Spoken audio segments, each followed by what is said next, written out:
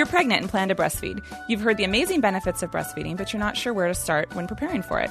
Today we're discussing how to prepare for breastfeeding. This is Preggy Pals. Is that a plus sign? Pink or blue? Hospital or home birth? What type of food should I be eating? I think I just peed myself. I'm pregnant, and I have to exercise. What pregnancy glow? Wait, was that a contraction? Gotta make these pants fit. I've got kinkles. What do you mean there's more than one? You've got the symptoms, and now you've got the support you need for a happy 9 months. This is Preggy Pals, your pregnancy, your way. Welcome to Preggy Pals, broadcasting from the Birth Education Center of San Diego. Preggy Pals is your online, on-the-go support group for expecting parents and those hoping to become pregnant. I'm your host, Stephanie Glover. We've covered topics for every phase of pregnancy. Visit our episode guide on our website to scroll through those topics and listen directly from your computer through iTunes or download our free app available on Android, iTunes, and Windows Marketplace. And be sure to check out our new network app where you can listen to all your favorite New Mommy Media shows on the go. Here's Sunny with more information on how to get involved with Preggy Pals. All right. Hi, everybody. Thanks for being with us today. So we have different segments on the show that we would really love for you guys to be part of. We love to hear from our listeners. It just makes the episodes more fun to know that you guys are participating in it with us. So a couple of the segments that I want to highlight today. We have a great segment where you can ask our experts questions. So it could be about your pregnancy, whatever's going on with you. We would love to know about it. We'll basically pair that question up with an expert, and then we'll release that on a future episode so other pregnant mamas can learn about it. And odds are they have the same question you do anyway. So it's helpful for everybody. There's another segment we do that we love that's called Pregnancy Oops. And that's where we share our funny stories of what has happened to us basically during our pregnancy. So if there's anything that you look back on, you're like, oh my gosh, I can't believe that happened. Why don't you share it with the world? Because that's a natural thing to do, right? Yes. So there's a couple different ways you can submit for these segments. You can go to our website at newmommymedia.com and click on the contact link and submit that way. Or if you actually want to share the story yourself as opposed to myself reading it or Stephanie reading it, you can call our voicemail at 619-866-4775. And that way you can tell your story, and then we'll just take that clip and put it in a future episode. Thank you, Sunny. Yeah. So we're going to go around and introduce ourselves as panelists. I will start. Again, my name is Stephanie Glover. I host Preggy Pals. I'm a mom to 2 daughters. Gretchen is 4, and she was my C-section baby. And Lydia is 2, and she was my VBAC. Shannon? Hi, I'm Shannon. I am 31. I am a stay-at-home mom to 2 children. Gabriella is going to be 2 next week, and Emerson will be 4 months. And I had 2 C-sections because I'm consistent. Consistency is important in parenting. And Shayla, how about you? I'm Shayla Groves. I'm 34. I have 1 child, a 9-month-old son named Henry, and he was a natural hypnobirth in the hospital with a midwife. Wonderful. Awesome. And Sunny? Yeah, so I have 4 kiddos of my own. My oldest is 5. He's in kindergarten. Then I have a 3-year-old boy, and then I have identical twin girls who just turned 2 last week. Aww. So, yeah, no more babies for me. We're done. we have enough on our plate.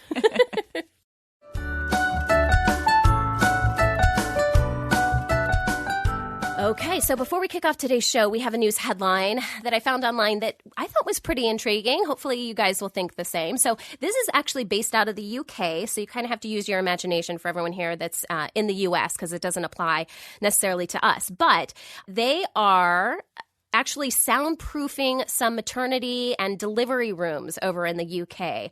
And I kind of wanted to get your feedback on this. It's an interesting concept. For what they're doing in the UK, it's kind of a sad story. They're doing it at a specific maternity unit. And the reason they're doing it is because there was a family there whose baby was born stillborn. And if you can kind of put wrap your head around this scenario, she was obviously didn't know her baby was going to be born stillborn. There's a lot of trauma there, but she's listening to all these other babies being born and happy families and things like that. And obviously that can have a pretty big impact on you. And so one of the things this family wanted to do was at least start small and start with this one hospital, again, the UK, and see if they could soundproof some maternity units to just give people a little bit more privacy. Because it's true, you never know what's going on in the room right next to you, right? And it can have the same effect, too, of someone that is trying not to freak out about labor and delivery or the hypnobirthing. Hypnobirthing, right? Yeah, That's what I was just thinking. Exactly. And, you hear something going on in the next room and it totally throws you off, right? It's really hard to concentrate. So anyways, again, it's not happening here in the U.S., but I wanted to throw it out there because I understand, trust me, being in radio and TV and that kind of stuff, I understand soundproofing and that can be expensive. But, I don't know. What do you guys think, Stephanie?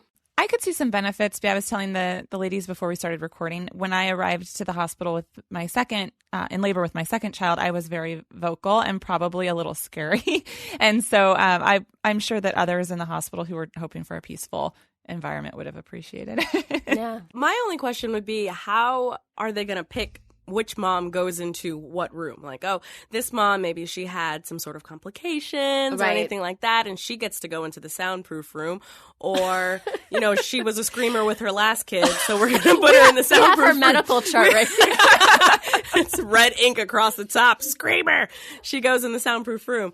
So that would be my first question, but I think it's a good idea otherwise. Yeah, and then you get all worried, like when they're like, I'm sorry, but we're going to assign you to the soundproof room. You're like, oh my gosh, like what's wrong? What do I not know? Yeah, exactly. I would almost be like, I'm going to be louder now. I'm going to test this out. Because I can. It's a challenge for you. Exactly. I'm sure they've thought this through. It does say in the article that it's going to cost 25,000 euros, so not dollars, right? Euros to fund 2 soundproofing rooms. Yeah, so it is really expensive. Shayla, any thoughts on this article? Yeah, I actually think it's a great idea. We were fortunate when my son was born that we were the only patients in the hospital, in the birthing center at that time. So, there wasn't a lot of sound or anything out in the hallways, but apparently at one point in my delivery, I was pretty vocal, and the nurses were laughing afterwards that they had brought like a tour of new employees through the birthing center while I was being a little vocal, and she was like, I'm pretty sure one guy was extremely traumatized. Oh my gosh, that poor guy. All my fault. But, yeah, so in that case, it would have been great. Well, you got to break them in early, right? All right, guys. I'll put a link up on our Facebook page so you guys can check it out.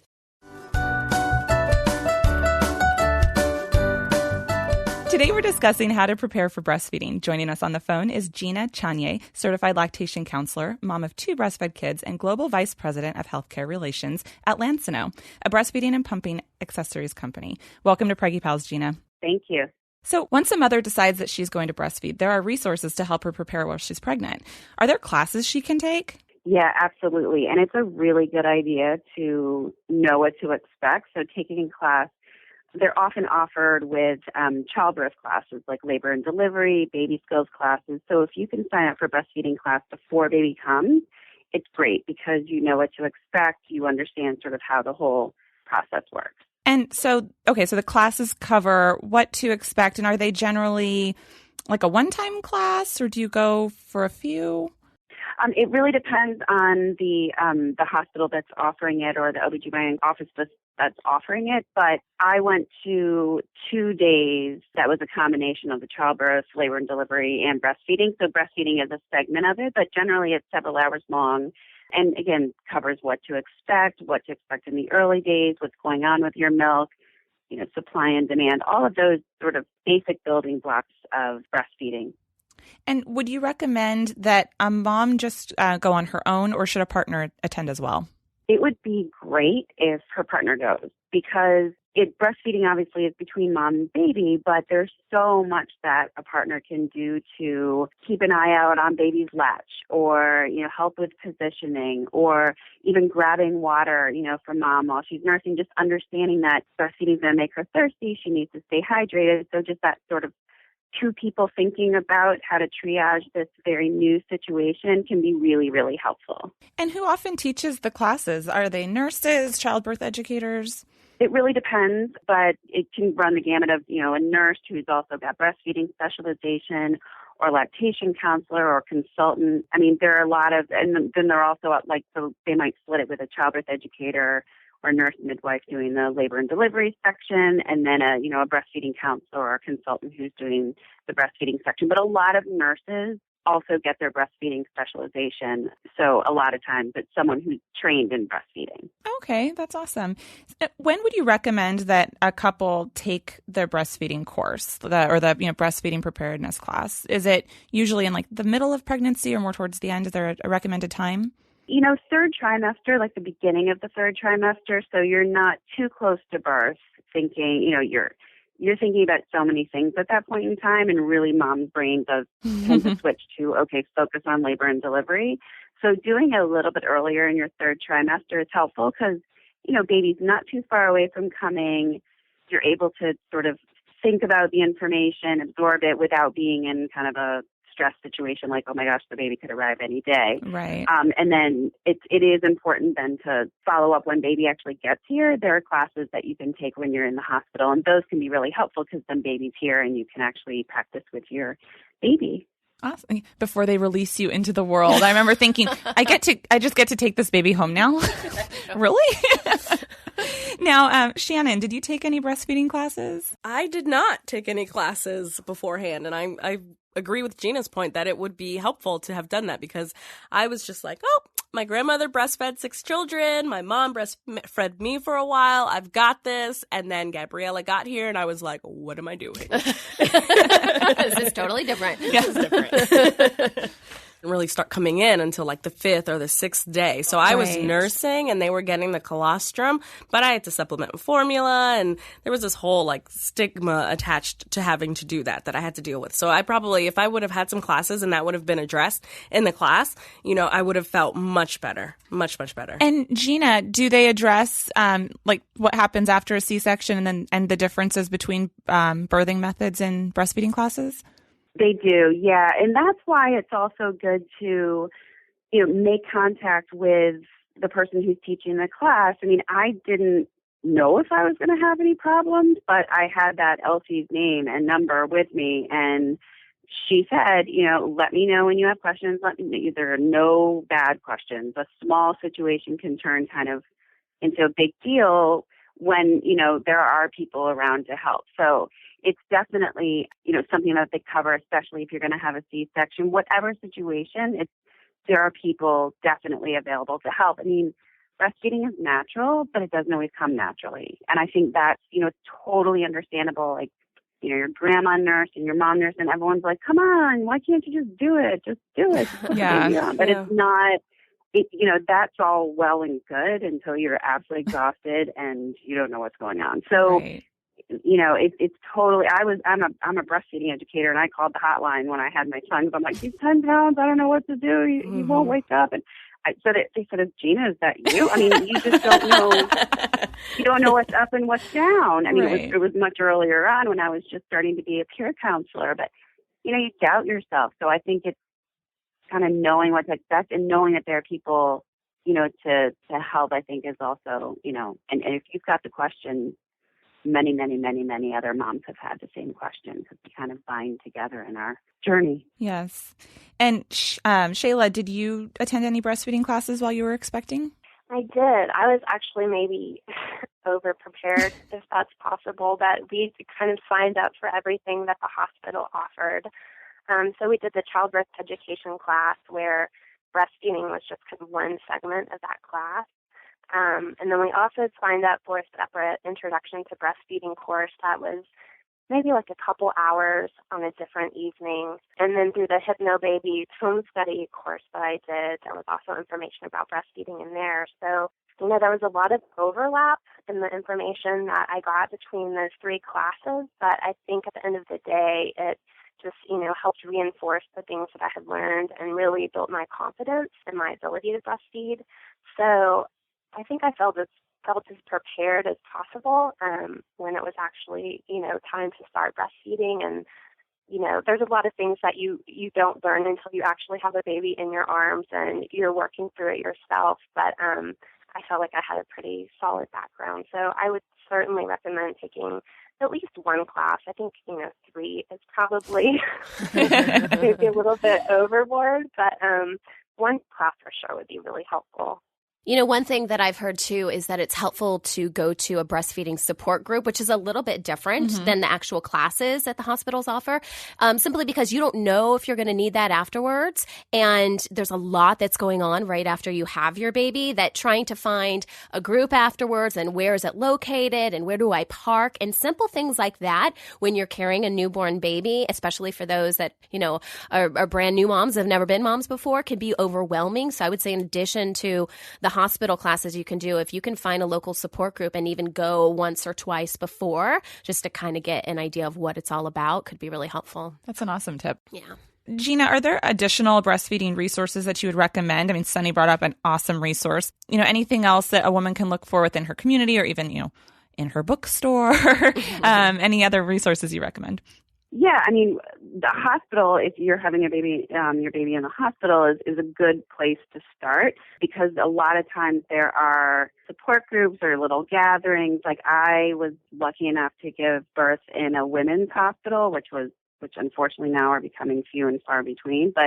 And there was a little group at the breastfeeding center in the hospital put together. And so, you know, it was in a hospital, but it was in a nice cozy setting with a breastfeeding, you know, counselor right there. And I went back when I was going back to work to talk with moms, and they had a scale there. So it was really cool. You could weigh the baby before and after. And so groups in the hospital can be really helpful, but also like your pediatrician's office. A lot of times they have a little bulletin board up there. There are other moms. I mean, I used to meet other moms just sitting in the waiting room, because you go all the time and you tend to you get on a similar rotation with other moms. But I think bookstores are also really good. Any place that you have sort of a bulletin board with like a community gathering, just keep your eyes open for stuff like that. But also ask your friends who have kids, like, were there groups that they put together? The Leche League groups are still going on and can be really, really helpful. And then, you know, obviously, like for technical breastfeeding stuff, like online resources, it's important to know that the resource is credible. Like the Leche League has a ton of information. It's not in a scary format. It's very understandable.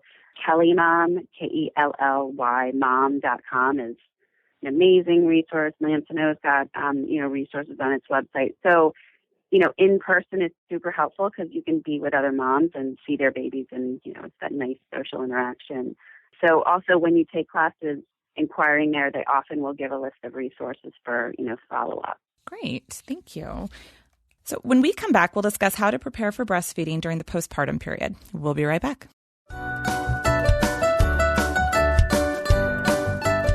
Welcome back. Today we're discussing how to prepare for breastfeeding. Certified lactation counselor Gina Chanier is our expert.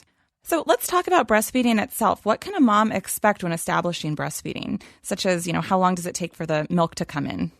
Well, it's interesting because while a woman is pregnant, her body is already preparing milk. And so if the baby is born at whatever age, then the body has the milk in order to help with the baby's growth and development at that age. So when the baby is born, the early milk is called colostrum.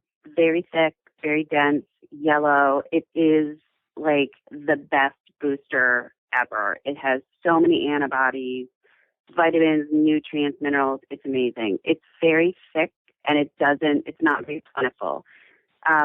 So mom's mature milk will come in at about day 3 or 4. However, if mom had a C-section, it could take a little bit longer, and that's something that, you know, she would be monitoring with a lactation counselor, or something that she would just be monitoring. But when baby's born, it's important to know that baby's tummy is about the size of a marble. So when mom has that thick colostrum, it's so dense and so thick that it fills up baby's little tummy perfectly. So moms are often thinking, oh my gosh, I'm not gushing out milk right away when baby's born. That's totally normal. And that more familiar whitish milk will begin to come in around day 3 or 4. Often, you know, feels very tingly. Breasts will start to swell with milk. Those are indications. So usually around day 3 or 4, C-section, you are like around 5 or 6. And how many times can a mom expect to be nursing the baby in that first week of life? It is, again, important to remember that, like, baby's tummy is so small. So day 1 is about the size of a marble. Day 3 is about the size of, let's say, an egg. maybe a little bit smaller than an egg, maybe like a ping pong ball. And then day 10, it gets bigger to more of, like a ping pong ball or like a small ball, not quite a tennis ball. So mom is going to be feeding baby. Baby's going to be drinking, digesting the milk because it's made just for them, so really easy to digest, and they're going to deplete that milk out of their little marble tummy, and they're going to need it refilled. So very often.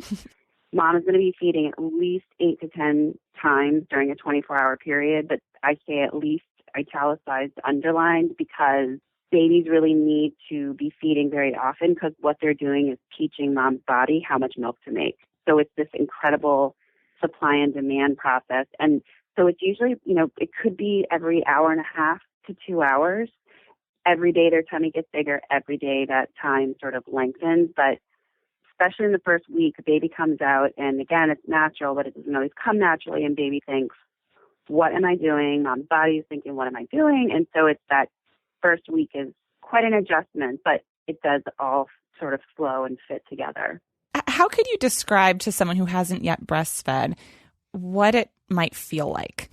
It is such an interesting, my kids are 14 and 11, and I can literally still feel what it was like to breastfeed.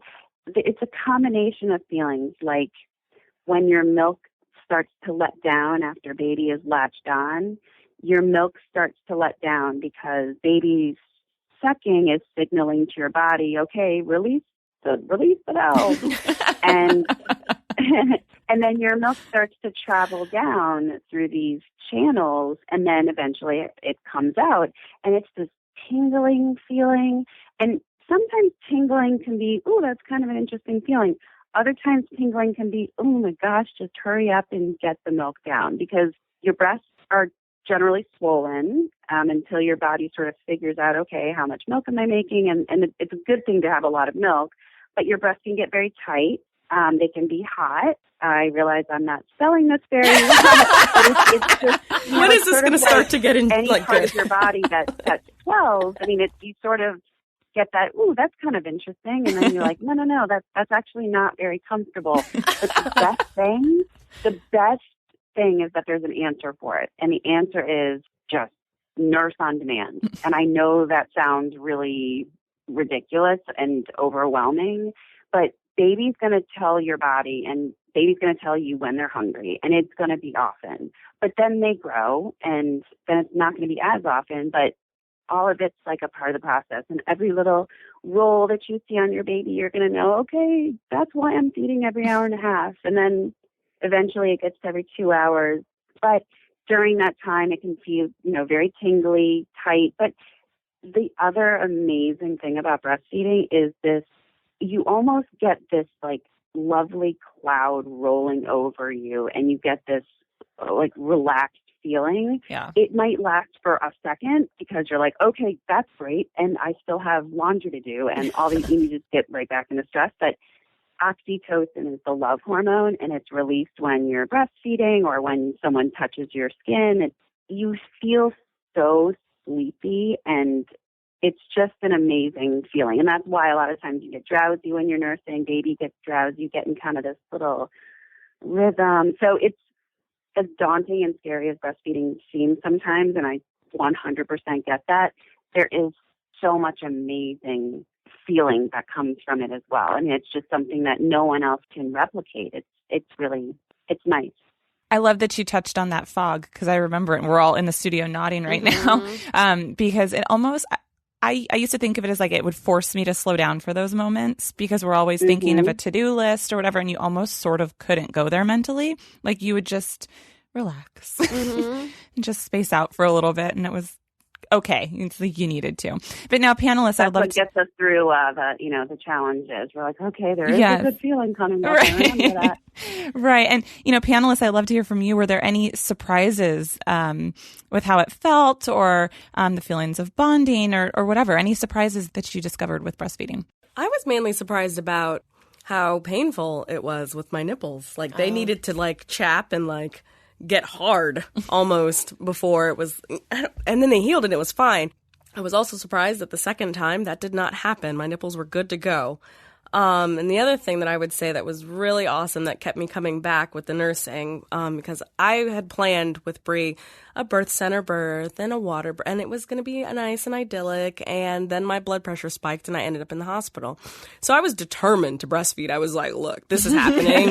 I'm doing this. You know, I don't care if it comes out on day 6 or day 7. I don't care. The lactation consultant came to the house and she helped me out a lot. Yeah. But I was surprised about that high, that once my milk came in, and she would nurse, I'd be sitting there like, whoa, this is amazing. There's some rainbows. Yeah, like I would fall asleep while I was nursing her a lot. And I was just, it kept me coming back. I was like, okay, I don't feel like feeding her. I don't want her attached to me right now. I pumped, let her have a bottle. But then I was like, wait a second. This is like my one perk right now. Yeah. I'm going to take this. And Shayla, how about you? Yeah, I loved the way that Gina described it because she was kind of able to vocalize some of the sensations that you initially feel when you're breastfeeding. I think I was really surprised by just that tingling sensation the first time that my milk came in. And it was a little bit, it wasn't painful, but it was uncomfortable to the point where I needed to get that milk out right that second. And I remember my son was sleeping. I think he was about, 3 or 4 days old at the time. He was sleeping. And so I was just like running for my pump. I hadn't even, unpacked it or unwrapped it or read the instructions or anything. So I was just trying to figure out like how to put it together as quickly as possible to get this milk out. Because it was just such an odd sensation. And, now that he's 9 months old, I don't really experience the letdown sensation as much as I did like in the early days. So it's kind of a bizarre sensation to describe, but I really thought that the way Gina described it was pretty accurate. Yeah, it's really interesting. And then I was also just go ahead. I'm sorry. I was going to say, to your letdown point, it's really interesting how different that is for everybody. Because I remember with Gabriella, like, where's my letdown? Where's my letdown? And I didn't start to feel it until she got a little stronger. And I remember she was about 5 months when I was like, what is that pressure? And then I was like, oh, that must be my letdown. And I called my mom and I'm like, Mom, I forgot pressure. She's like, that's your letdown. Good job. And I was like, I've got a letdown now. I was really happy. And with Emerson, I felt that right away. I mean, he was 10 pounds at birth. I was like, how am I going to nourish you? Like, you're huge. My daughter was 7 pounds, and she was a typical breastfeeder. Like, she nursed for an hour and a half, every hour and a half, and for 45 minutes. So she was constantly on me. Emerson was a champ. He would nurse for 7 or 8 minutes, and then he was done with me for like maybe an hour, 2 hours. I'm efficient, Mom. Exactly. Yeah, I've got it. I've got this down. So it's really, really interesting how different it is. And we all, as women, have this shared experience of mothering our children and of breastfeeding and of going through labor. And then you get the baby home, and it's like everything's completely different for everybody. It's really, really cool. Yeah. And Shayla, were you saying something else, or? I was just going to say I was also surprised, by how much I loved breastfeeding, really from the beginning. Like, even when your nipples are sore and chapped and you do, like, keep coming back for more. It's always been my favorite part of the day, just kind of snuggling up with Henry, and it's our, cuddly time together.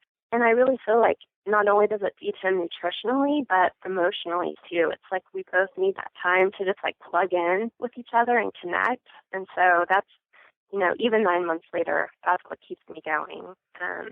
Even on the days when I'm busy and have a million other things that I need to be doing besides sitting there and breastfeeding. I just love it so much. So that was a surprise too. Shayla, I love how you said, plug in with one another and connect. I had this image of like, how you charge your phone at night. It's like your battery is like on empty. Yeah, that's what I was thinking because, we do that every day. And that's how I feel too, because I'm still breastfeeding my twins who just turned 2.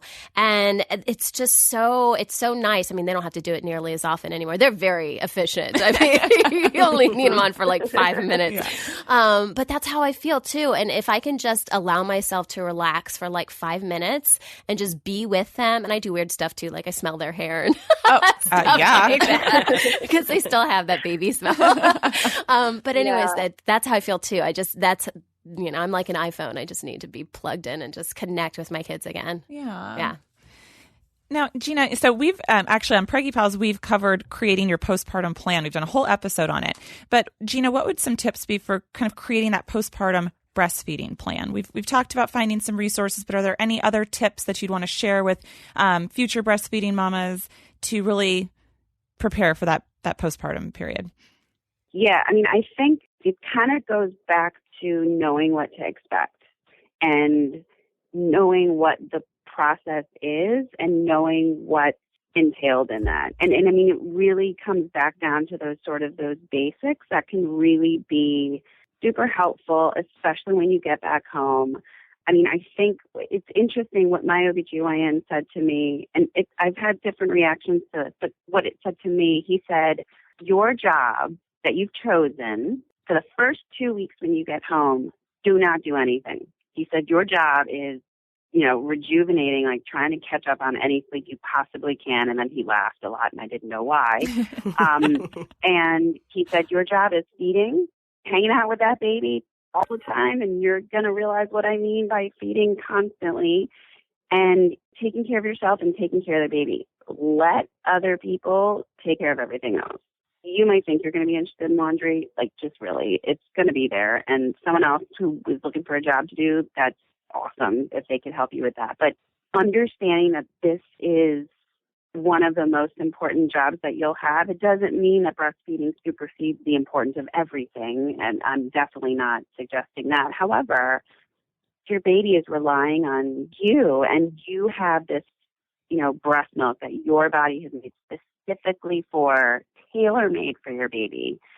So knowing that you're going to be feeding a lot of moms like to, either whether they use an app or whether they write it down the old-fashioned way, how long they fed on the left side, how long they fed on the right side, how many diaper changes. And all those things are good to do because you're tracking, you're recording, but you're also able to give information to your healthcare provider. I mean, I think having realistic expectations that, honestly, you're not going to get a lot of sleep, but that's okay. I mean, you really got to rest when baby rests and, snuggle up and learn how to breastfeed lying down because that is an amazing position that will free your mind, like to relax and to rest.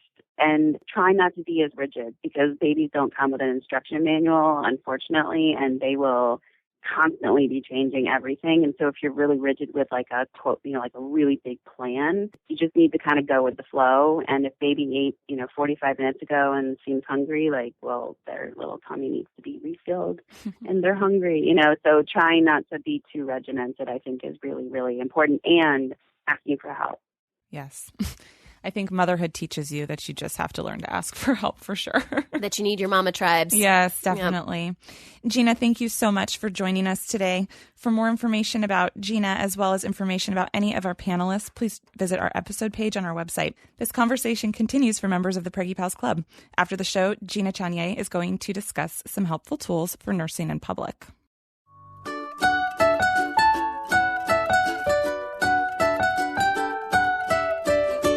Hello, Preggy Pals. I am Cynthia Caden, founder of Trick My Crib Nursery and Kids Room Designs, where I help your nursery dreams come true. I'm excited to talk to you today about money-saving tips for the baby's room, specifically about saving on the crib. One of the first steps in designing your baby's room is to know your overall budget and develop a good idea of how much you have to spend on a crib. Second, explore whether you might have the opportunity to receive a hand-me-down or borrow a crib from someone who isn't using theirs. Moms love to help other moms-to-be. As a side benefit, they get that unused crib out of their home. If you are going to purchase a new crib, shop around. Go to the big baby stores to look, feel, and experience the crib hands-on, but then go home and shop online. You will be amazed that you can find online virtually the same crib you fell in love with in the baby store for hundreds less. Convertible cribs are huge money savers. If you don't buy convertible, you should plan on buying a toddler bed in about 2 years and then a big bed in another 2 years. I think that's a huge waste of resources, and it really is not necessary. The convertible cribs convert first to a toddler bed and then to a full-size bed, often with a headboard and footboard that already fits and matches the room. They are great. Be aware that you can also buy a crib mattress that converts from infant to toddler just by flipping it over. What a great money saver. I can help you find the perfect crib as part of my flat fee design service. Please like Trick My Crib on Facebook and visit my page often for decorating ideas. Thanks for listening to today's money-saving tips, and be sure to listen to Preggy Pals for more great pregnancy tips in the future. That wraps up our show for today. We appreciate you listening to Preggy Pals. Don't forget to check out our sister shows, Newbies for postpartum moms during baby's first year, Parent Savers for parents with infants and toddlers, Twin Talks for parents of multiples, and the Boob Group for moms who breastfeed. This is Preggy Pals, your pregnancy, your way. This has been a New Mommy Media production. The information and material contained in this episode are presented for educational purposes only. Statements and opinions expressed in this episode are not necessarily those of New Mommy Media and should not be considered facts.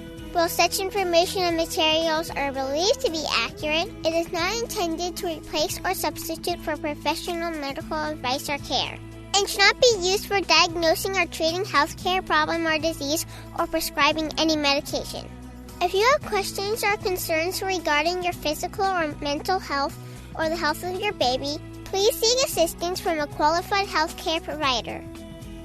How would you like to have your own show on the New Mommy Media Network? We're expanding our lineup and looking for great content. If you're a business or organization interested in learning more about our co-branded podcasts, visit our website at newmommymedia.com.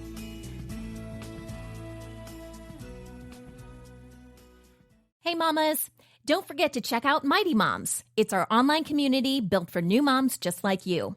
Not only can you connect with other moms, but you can also join us backstage for special mom-only online events. And you'll also be notified when we're recording so you can join us as a special guest. Visit our website, newmommymedia.com, and click on the Mighty Moms banner. It's free. That's newmommymedia.com. See you there.